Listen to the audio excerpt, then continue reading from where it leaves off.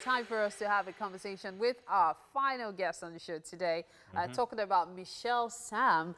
She is a writer, award-winning filmmaker, actress, and multimedia artist. Her parents are Ghanaian immigrants, and she was raised in the US and Europe. And of course, her work often explores the intersection of identities and stories in visceral and sensorial manner, with nuanced, fully humanizing and complex representations of people of color and women of all kinds. Well, she challenges the norm in entertainment. Yes, that's something she's known for. Yes, exactly. That's why we had to have her here on the show here today. Yeah. So Michelle, Sam, good morning and welcome and Wake Up Nigeria. Good morning. Thank you so much for having me. I really appreciate it. Yeah. Well, Great to have you on the show. You're a writer, you're an actress. Yes. Yes, and you wear quite a number of hats. Which one came first? which one will we refer to you as? Which one came first? You know, there's always something that leads to another and so on. Which one came first? I would say writing when I was a kid came first because I was a very shy kid. My parents were like, no, you cannot be a shy kid and live in this world. So they, encouraged me to write, utilize my imagination. And then they put me in acting class. They did not expect me to make it a career, as you know, but over time they're like, oh, she is not as quiet as we thought she was. And maybe this may not be a bad thing. And the writing led to acting. I fell out of love with writing because as you write academic papers, citations, it becomes more about getting the A+ than about, creating a story. And I pivoted, did theater, and came back to writing and realized, I remember why I like writing. And then I got into directing and playing around and experimenting with how to engage our different senses as humans. Because it's not only visual that we can enjoy a story. We can enjoy it auditory, we can enjoy it touch, we can explore the different senses in terms of what it means to tell a story, especially because that's what our ancestors did. Okay, so you grew up in the UK, Ireland, US, Yep. kind of like three different cultures, so to speak. Now, would you say that Yes. influenced you negatively or positively? Growing up everywhere, the question you asked was, did it affect me negatively or positively, right? Yeah. Any If- how did it affect you? How did it influence you and all? I would say it definitely affected me positively because my mother's one of 12. And as a result, her siblings were all over the place. So my parents would send me to, Canada, to the States, to UK. We were in Ireland and, Ghana as well. And, it affected me because I was able to meet a wide variety of people as well as experience life in different ways, whether that was like socioeconomically or whether that's just, growing up with, different set of rules, different ways of being, and different cultures. And it all aids in how I tell stories and, practice radical honesty as well as radical empathy. Okay. So Michelle, sorry. So your works, in whatever form, do they all have a theme? Do you have something that you speak for? Maybe is it for women? Is it for art? Is it for specific cultures? What is it, would you say? I would say for me, it is for women, women across the diaspora and on continental Africa. Although my most recent work, Black Boy Joy, that I wrote, centers surprisingly among men, 3 generations of men, but it's still mines from my own personal experiences and my family and people I know who, struggle with grieving the death of a matriarch, as well as having special needs children. Okay. Now, that beautiful. brings me to one of your movies, especially one that got nominated. I am talking about Missed Connections. Now, we see a lot of Black folks avoiding, being at the forefront of LGBTQ. And here you are doing a short film on the transgender, right? Yes. Yeah. So what influenced that?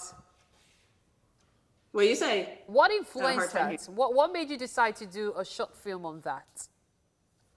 What influenced me was I'm a social justice activist, and I fight for women's rights and Black rights as well. And, oftentimes LGBT people and Black transgender people are ignored from the movement, and they march for Black rights, probably more than anyone does, but they're woefully underreported, their murders, as well as, their status in the community. The day that I wrote it, a Black transgender woman was murdered. And even though I'm not transgender, I felt that was very necessary to create a story that will help the LGBT community, as well as other people who may, be homophobic, kind of shine a light on, what it means to be transgender, as well as normalize it as well, because sometimes people watch the film and they don't realize that she's transgender, because it's not the main story. The main story is two people who fall in love at the festival, and, they spend most of the movie trying to find one another, and going through the butterflies of first love. And it's a story where it doesn't end in tragedy. She doesn't end up getting murdered or killed. In fact, she ends up meeting the guy and he accepts her for her. And the response has been overwhelming. We still are getting into festivals and getting it screened 3 years later. The lead, she has starred in many high-profile TV shows such as Pose, Ryan Murphy's American Horror Story, and whatnot.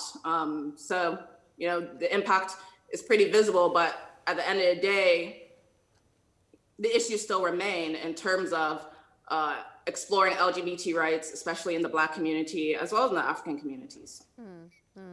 Now, if you were making films, Michelle, if you were somehow in another industry completely, what industry would it have been for you? Or would it still be films all the way? It would still be film. It would still be film all the way. Storytelling.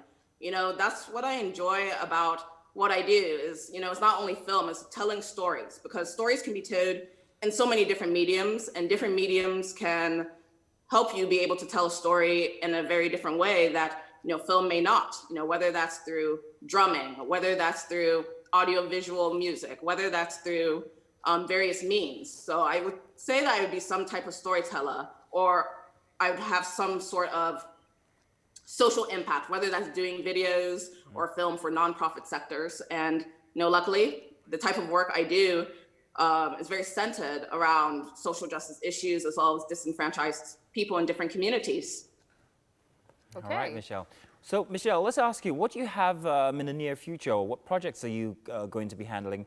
And how about working with us here in Nigeria? Do you have any plans to do so? I would love to. I would love to work in Nigeria, trying to make it happen. Oh. We did some shorts as well as some music videos and commercials in Ghana. We hope to expand to Nigeria. In terms of what I have coming next, I write for an Amazon TV show. That's a platform in the US, and that's going to premiere sometime in 2021. Okay. And I also am doing my first full-length feature in Ghana, which kind of explores grief between two very different women, one that is in her 60s and is elderly, and one who's a teenager, and how, you have intergenerational stories where at first they don't like each other at all, because, they come from very two different times, but they're able to kind of reconcile their past, present, and future together in terms of how they explore their grief and the journey from Black rage to Black joy and everything in between. Okay. Have you ever been to Nigeria, though? I haven't. I was supposed to go in December, but I missed the flight, and I ended up staying longer in Ghana. But the goal is to be able to hopefully go this year. But at the same time, Corona. Yeah, we know. Los Angeles. You know. But when it's time, do make an effort It'll be nice. We'll entertain you while you're here. Yes, it'll be nice. 100%. I have a lot of friends who live in Lagos, Abuja, and first generation in London, as well as in Los Angeles. And, I'm excited to be able to explore Nigeria, with their families and through their lens as well. Okay. Definitely. If you had visited Nigeria, I would have asked you about the infamous Ghana jollof versus Nigerian jollof. But you haven't tasted Nigerian jollof in Nigeria, so you can't tell. We'll just leave it.